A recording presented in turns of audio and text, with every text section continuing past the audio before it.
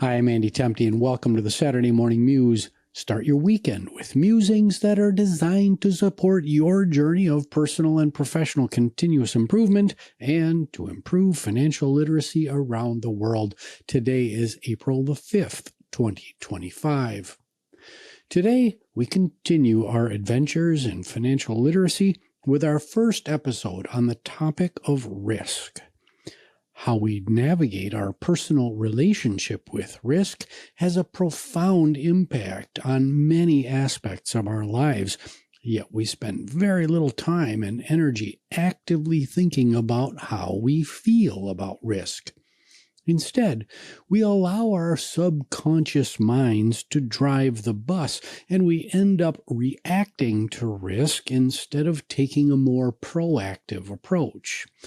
This more reactionary approach to dealing with risk sets us up for suboptimal decision-making because our cognitive biases unduly influence the decisions that we make. To learn more about cognitive bias, please go back and listen to the 2 episodes on the subject that we recorded in early March of 2025.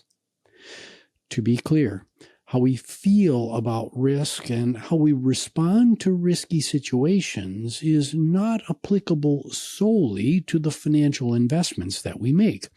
Our feelings about risk influence what jobs we pursue, the relationships that we engage in, the products that we buy, and the recreational activities we take part in.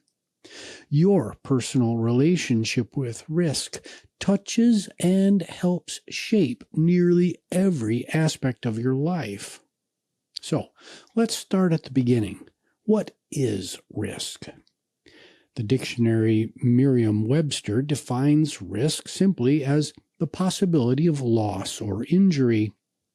In financial terms, Investopedia defines risk as the chance that an outcome or investment's actual gains will differ from an expected outcome.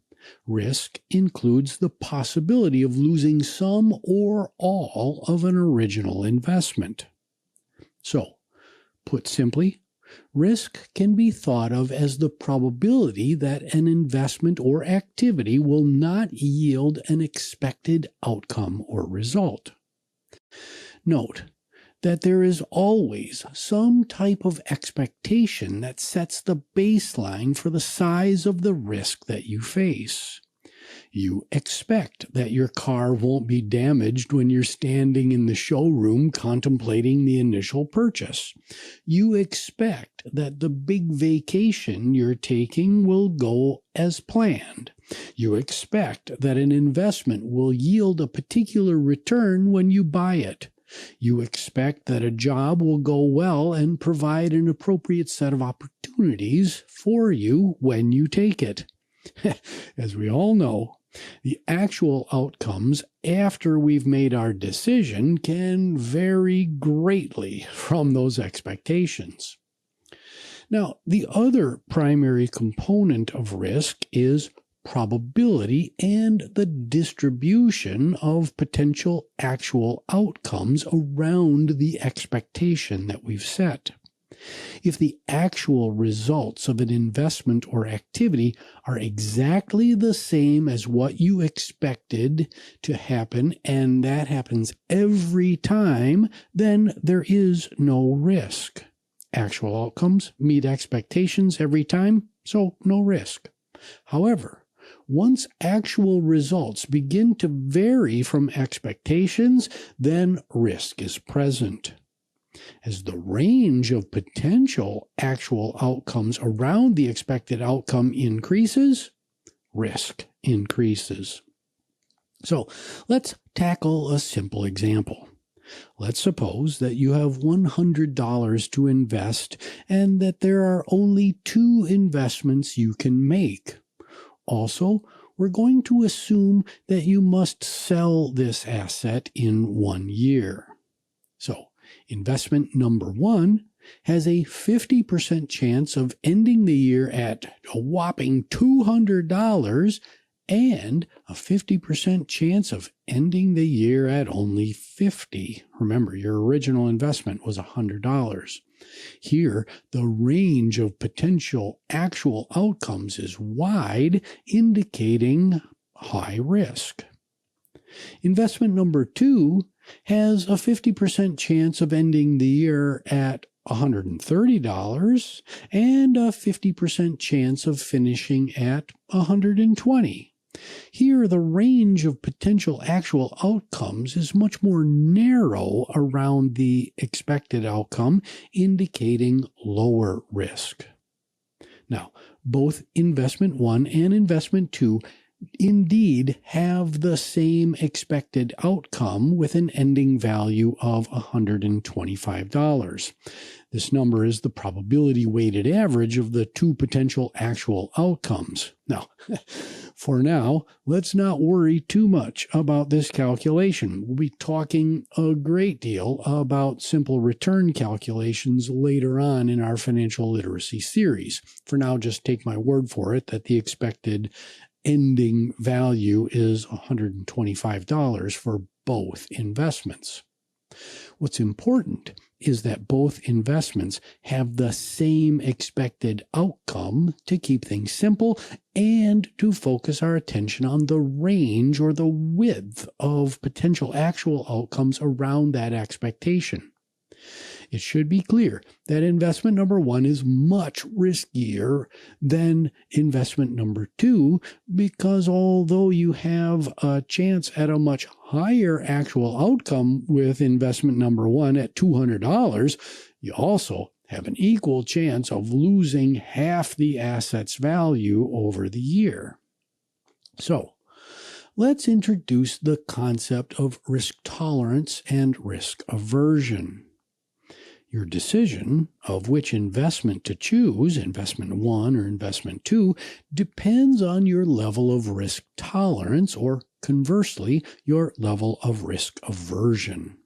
Since we know from our discussion of cognitive biases that investors suffer from what's called loss aversion, where the discomfort of a loss is perceived as much more significant than the satisfaction we experience from a gain of the same amount, well, we typically think about our relationship with risk not as tolerance, but as aversion. Now, you may be wondering if humans are naturally predisposed to be risk takers or risk avoiders, and the answer to this question seems to be a balancing act between two ends of this spectrum. If we remove the artificial comforts of modern life and think back to our behavior in simpler times, to survive, we had to be bold. We had to take risks to secure food, shelter, warmth, mates, etc., etc. Simultaneously, we had to avoid taking unnecessary risk to secure those same things, food, shelter, warmth, a mate, etc. And we had to avoid taking unnecessary risks to minimize the likelihood that we would sustain an injury that we couldn't recover from. Hence, loss aversion likely stems from the potentially catastrophic nature of bad outcomes.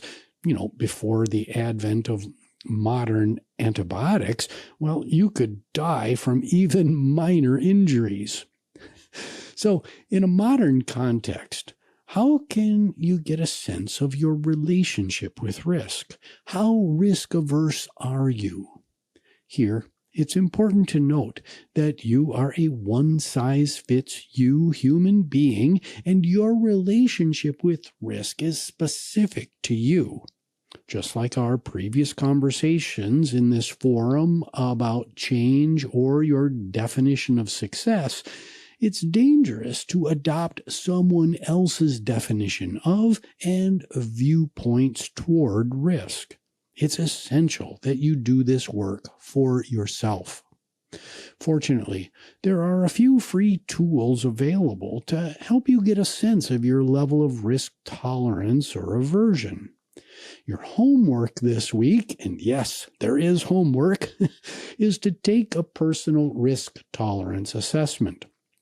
Most financial advisors have risk tolerance assessments, but to avoid the perception that I'm trying to sell you anything in this podcast, here are 2 simple free assessments from independent, non-advisory sources that you can check out. The first, which is included in the show notes, is from the University of Missouri Division of Applied Social Sciences, and they have an investment risk tolerance assessment. The second comes from the British Columbia Securities Commission, and they also have a very, very simple 5-question risk tolerance assessment. So that's where we're going to leave it for this week. Next week, we will talk about what to do with the results of these assessments, and we will begin exploring the relationship between risk aversion and personality traits like self-confidence. So, we'll leave it there. I wish you grace, dignity, and compassion. My name is Andy Temte. This is the Saturday Morning Muse. You can find us on all the major streaming services as well as out on YouTube. Please like, subscribe, rate, and most importantly, share this public good with your friends, your colleagues, your family members, your neighbors. The show is produced by Nicholas Temte. We'll see you next time on the Saturday Morning Muse.